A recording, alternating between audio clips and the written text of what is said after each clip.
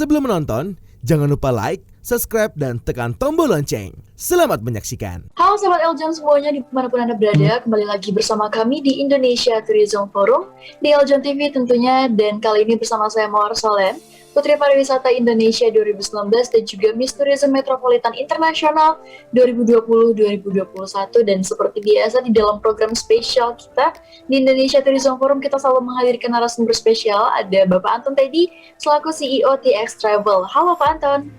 Halo, apa kabar Kak Mawar? Baik Pak, selalu baik ya Pak. Pak Anton juga baik ya Pak? Iya, sudah divaksin yang kedua. Oh, sudah divaksin yang kedua kali ya Pak?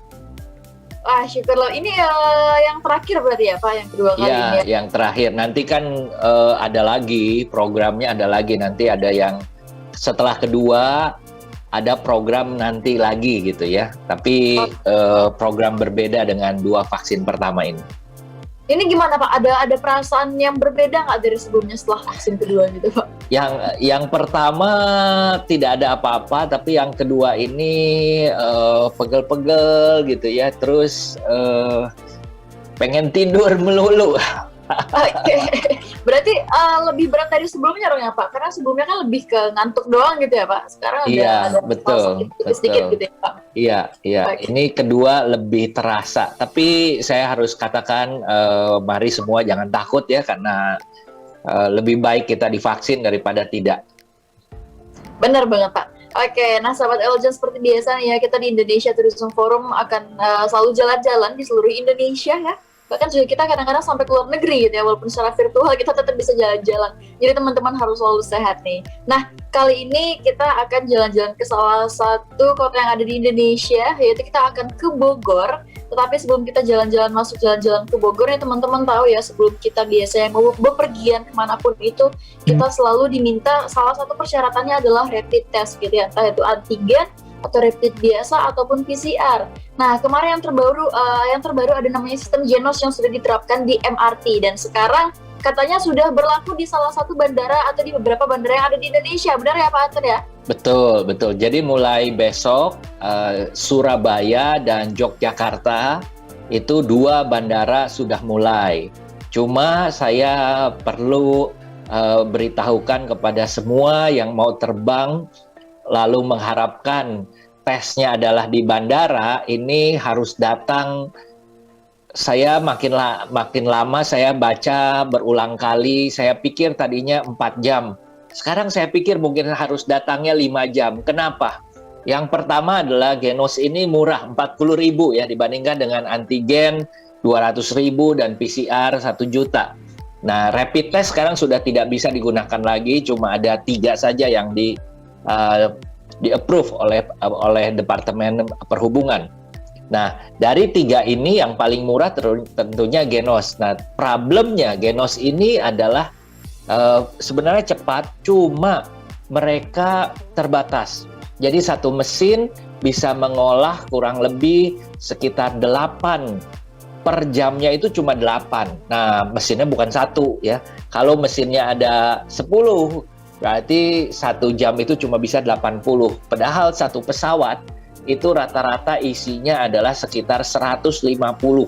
Jadi bisa dibayangkan, saya membayangkan udah antri gitu ya. Lalu membayangkan mau bayar 40.000, lalu ternyata yang antri kebanyakan. Sehingga mungkin kita bisa delay dan lain sebagainya. Jadi saya tetap menganjurkan dalam periode transisi mulai besok ini, saya tetap menganjurkan tidak pakai Genos, tetapi ke antigen. Antigennya adalah 1 kali 24 jam. Jadi berangkat besok hari ini ke rumah sakit, ke puskesmas, di mana pokoknya yang bisa mengeluarkan surat keterangan bahwa negatif gitu ya. Nah, itu jauh lebih aman daripada kita semua mau kayak Genos gitu ya. Berbeda dengan kereta api, dengan bus, busnya nunggu. Mereka busnya nunggu. Kalau kereta api mereka dikasih batas, oke. Karena mereka kereta apinya banyak begitu ya. Jadi tidak terlalu masalah. Tapi di bandara ini menurut saya jangan ambil resiko. Antigen aja dulu. Iya bener ya Pak, karena kalau pesawat nggak bisa nungguin kita ya Pak. Iya. Dan juga Genos ini berarti sistemnya yang tiup ya Pak, benar ya Pak?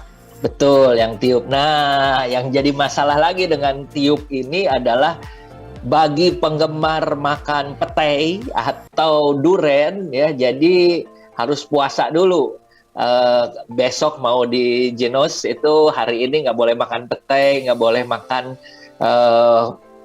yang buah-buahan atau Sesuatu yang makanan berbau menyengat gitu ya Pak? betul, berbau menyengat. Termasuk tidak boleh merokok 2 jam sebelumnya apa 3 jam sebelumnya. Karena mereka berdasarkan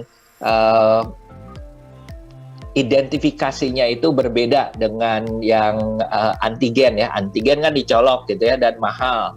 Kalau ini ditiup gitu ya dan murah, dan itu takutnya nanti gara-gara begitu nanti pikirnya wah ini sehat-sehat nanti positif, dan banyak ya sekarang ini yang sehat dan positif. Mesti hati-hati. Saya beberapa hari ini dari minggu kemarin sudah mulai melakukan observasi keluar rumah, dan saya melihat yang pakai masker semakin merasa tidak begitu diperhatikan ya. Misalnya pakai maskernya di bawah hidung begitu ya, mestinya kan di atas gitu ya. Lalu juga kerumunan mulai banyak dilanggar. Ini juga menurut saya perlu diperhatikan ya.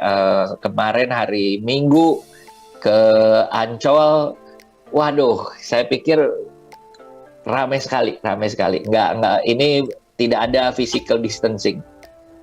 Ya, kayak orang sekarang udah kurang peduli lagi dengan corona ya Pak. Padahal sebenarnya memang masih sangat-sangat berbahaya dan masih ada gitu. Dan tadi juga memang Genos itu menjadi favorit semua orang karena yang pertama tidak ada rasa sakit yang ditimbulkan dari tes Genos sendiri.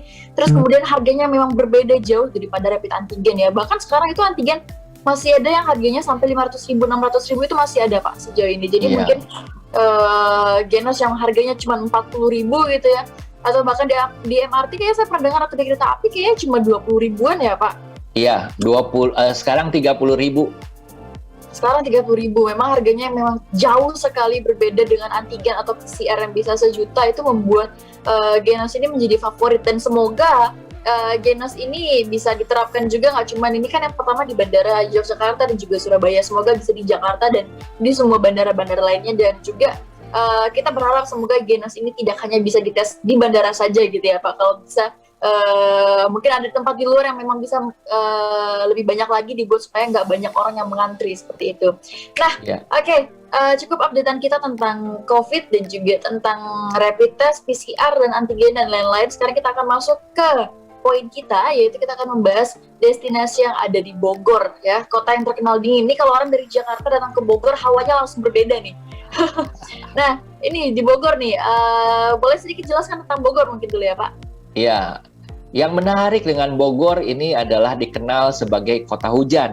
Ya, ini yang pertama, karena tingkat air hujannya ini cukup tinggi. Tapi yang menarik lagi adalah bahwa kota Bogor ini tercatat di dalam Guinness Book of the Record. Ya, jadi Guinness Book of the Record ini catatan internasional yang mengatakan bahwa kota yang paling banyak halilintar, petir di dunia itu adanya di Bogor gitu ya. Jadi udah cocok, banyak petir, tentunya itu menandakan banyak hujan gitu ya. Dan ini kalau ditanya, menurut saya adalah mungkin sekarang tidak seperti itu lagi, tetapi catatan yang ada tetap bahwa ini adalah kota hujan, kota dengan petir yang paling banyak di dunia. Nah, yang menarik lagi kota Bogor ini adalah sebenarnya tempat berlibur ya, tempat berlibur daripada gubernur jenderal zaman Belanda. Tapi kalau mundur lagi, Bogor ini adalah mulai dari abad keempat ya. Jadi mulai abad keempat sudah mulai ada, lalu mulai dalam catatan sejarah lagi adalah abad ke-13, ke-14, ke-15 dari kerajaan Sunda ya.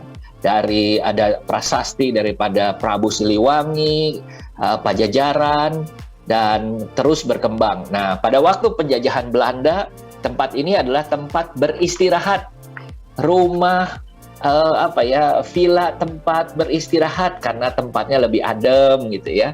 Nah, mulailah mereka Gubernur Jenderal ini membangun di sana.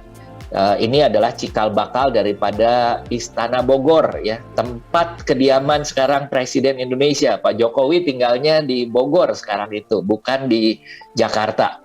Nah, yang menarik lagi adalah Bogor ini berkembangnya lalu terkenal dengan Istana Bogor, lalu juga terkenal dengan yang namanya Kebun Raya. Ini bagaimana ceritanya gitu ya? Karena Kebun Raya Bogor ada satu universitas, Institut Pertanian Bogor. Institut Pertanian Bogor adalah muncul cikal bakal pada waktu abad 18, 1800-an, di mana pemerintah Belanda mengirim ahli-ahli botani, ahli-ahli tanaman untuk menggali apa sih gitu ya. Dan mereka karena mengumpulkan tanaman-tanaman dari seluruh Indonesia, mereka secara tidak sadar pelan-pelan mulai dari kebun kecil, kebun besar, taman besar, akhirnya kebun raya gitu ya. Dan kebun raya Bogor adalah salah satu kebun raya di Katulistiwa, hujan tropis, jenis pohon-pohonan hujan tropis yang terbesar di dunia. Jadi kita harus berterima kasih kepada Stanford Raffles ya. Raffles ini adalah Gubernur Jenderal atau pimpinan dari pemerintahan Inggris. Pada waktu itu Inggris menaklukkan Belanda, jadi secara tidak langsung kita pernah dijajah oleh Raffles ya. Dan kalau dilihat perkembangannya adalah memang ini tempatnya Istana Bogornya sendiri kan udah besar ya, ada hampir 30 hektar, dan dari kebun raya itu hampir 85 hektar. Mereka punya tanaman itu salah satu yang terlengkap di dunia. Ini luar biasa sekali. Jadi kalau kita saya tahun sebelum Pak Jokowi pindah ke sana, saya masih bisa bawa rombongan ke Istana Bogor ya. Yang menarik di Istana Bogor adalah koleksi daripada Presiden Soekarno. Presiden Soekarno senang dengan koleksi-koleksi pahatan, patung ya, lalu juga lukisan, ruangan-ruangan. Jadi kita kalau datang ke Istana Bogor itu tidak bisa sendirian karena tidak dibuka untuk sendirian, tapi kalau kita berrombongan kita bisa. Tapi sekarang nggak bisa ya karena Pak Jokowi tinggal di sana. Orang dulu Pak, kalau boleh? Minimum adalah 10 ke atas. Kenapa tuh Pak nggak boleh sendirian?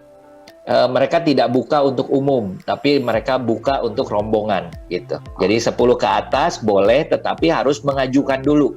Jadi kita harus mengajukan dulu seminggu sebelumnya, nanti dikasih tahu. Cuma dengan satu catatan, kita dikasih tahu kepastiannya 1 hari sebelumnya. Misalnya contoh, oke, grupnya TX Travel boleh masuk hari Senin gitu ya. Nanti hari Minggu dikasih tahu, besok confirm boleh masuk.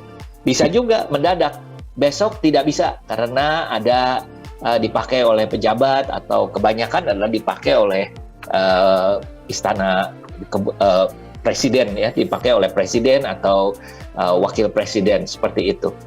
Nah, yang paling menarik daripada istana presiden ini adalah Kak Mawar suka lihat ya, kalau menteri-menteri kabinet setelah dilantik lalu mereka foto.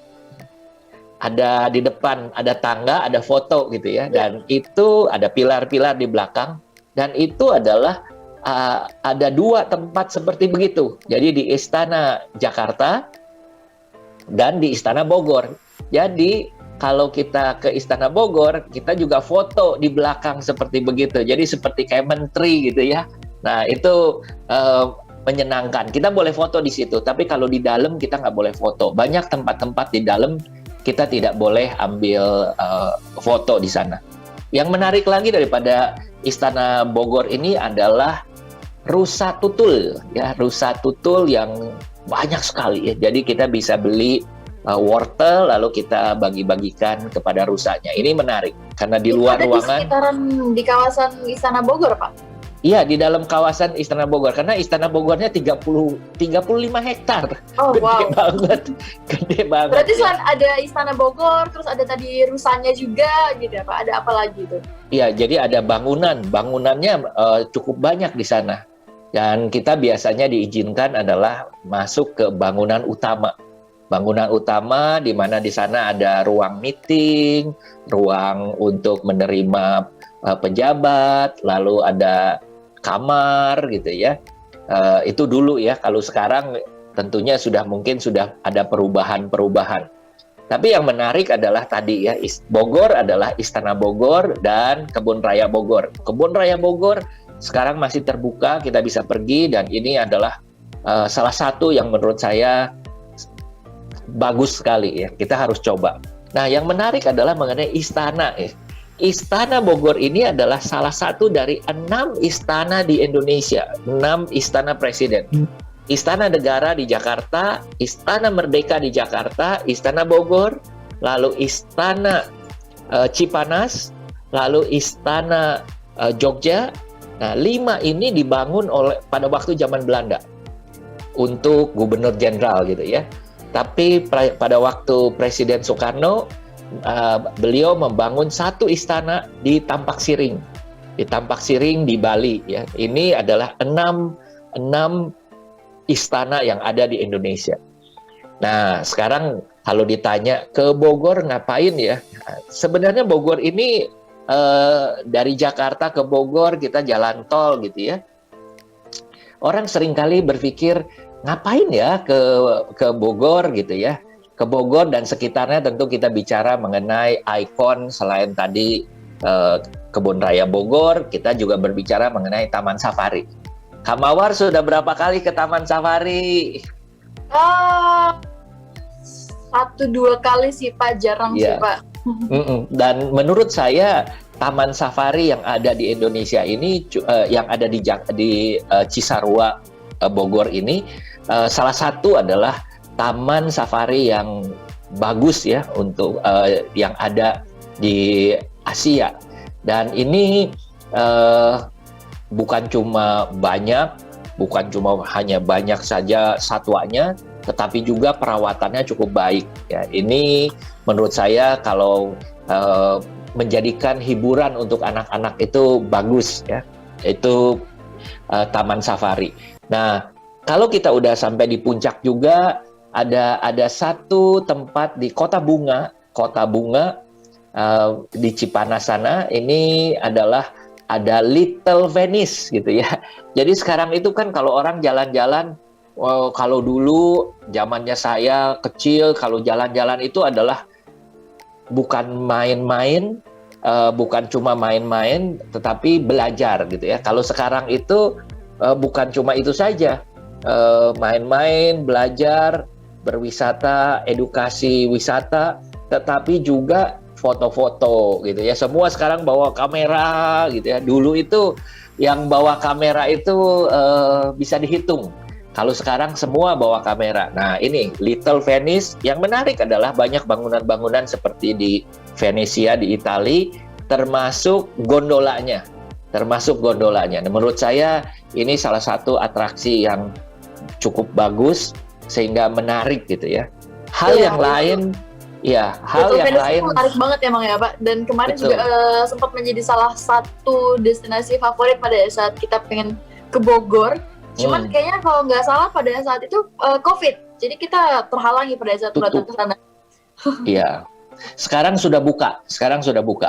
Ya. Oh, sudah buka lagi. Oke. Iya, sudah buka. Nah, salah satu juga yang saya rekomen kalau kita ke Bogor dan sekitarnya adalah ke Taman Bunga Mekarsari. Taman Bunga Mekarsari adalah taman bunga terbesar di Indonesia. Bagus banget ya, dan di dalamnya lengkap. Sebaiknya kalau datang ke sana saya anjurkan seperti biasa pergi ke tempat-tempat wisata. Kalau bisa jangan akhir pekan. Jangan kayak besok nih hari libur gitu ya. By the way, Bogor ini sudah menerapkan yang namanya Jumat, Sabtu, Minggu ini adalah ganjil genap. Jadi kalau mobilnya adalah ganjil, besok tanggal tanggalnya genap itu nggak bisa masuk. Nanti di jalan tol saja sudah disuruh kembali ya. Semua jalan akses menuju ke Bogor akan ditutup. Kita tidak bisa, kecuali kalau kita misalnya ke Bogor kota itu nggak bisa ya. Tapi kalau kita ke puncak itu masih oke, karena kita tidak keluar. Begitu juga kalau kita ke daerah Lido, ke daerah Sukabumi, Ciawi ke kanan itu juga masih tidak terpengaruh dengan ganjil genap ya. Ini penerapannya sudah mungkin ada hampir sebulan ya. Ini perlu juga diperhatikan, jangan sampai nanti udah siap-siap gitu ya. Waktu itu saya melihat siapa ya, selebriti Ting Ting, Ayu Ting Ting gitu, dikembaliin, dipulangin. Sayang banget ya Pak. Iya, Makanya kita kesian. penting banget buat selalu keep inform ya Pak, update tentang informasi-informasi terbaru nih. Jangan sampai udah siap-siap, perginya tanggal genap, taunya mobilnya ganjil gitu ya. Betul. Nah, pertanyaan adalah kenapa Bogor sampai menerapkan ganjil genap? Yang pertama adalah ternyata di weekend semua orang senang ke Bogor dan ke Puncak dan Ciawi sekitarnya. Jadi ini menjadikan macet. Itu yang pertama. Kedua adalah kita mulai mengenal yang namanya road trip. Road trip itu adalah orang-orang sudah tidak pergi lagi rame-rame dengan bus dan pergi jauh-jauh ya. Makanya saya menghimbau kalau memang sudah badan sehat, kalau bisa traveling mulai lebih jauh lagi gitu ya. Karena kalau saya melihat sekarang itu traffic lalu lintas yang ada di Jakarta dan sekitarnya sudah mulai padat. Tetapi orang yang jalan-jalan menggunakan pesawat terbang misalnya ke Bali aja ya, ini masih di bawah 30%. Sehingga kesian sekali di Bali pariwisatanya sudah tidak ada orang asing, domestik pun jarang gitu ya. Benar banget. Tapi namanya traveling dari Jakarta ke Bandung, ke Bogor, ke Puncak selalu padat. Apalagi Selalu padat ya Pak. Iya. Iya, oke, baik Pak Antun, kayaknya masih banyak banget nih destinasi-destinasi yang belum kita bahas di Bogor ya. Dan Bogor itu selalu identik dengan warna hijau pokoknya aja. Bogor tuh seger banget, hijau semuanya. Nah, masih banyak juga yang belum kita bahas, nanti akan kita bahas di sesi selanjutnya, serta kulinernya dan semuanya. Jadi sahabat Eljon semuanya jangan kemana-mana, tetap bersama kami di Indonesia Tourism Forum.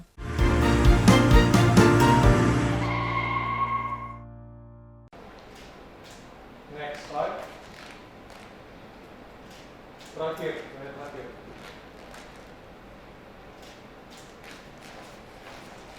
Udah nontonnya? Jangan lupa like,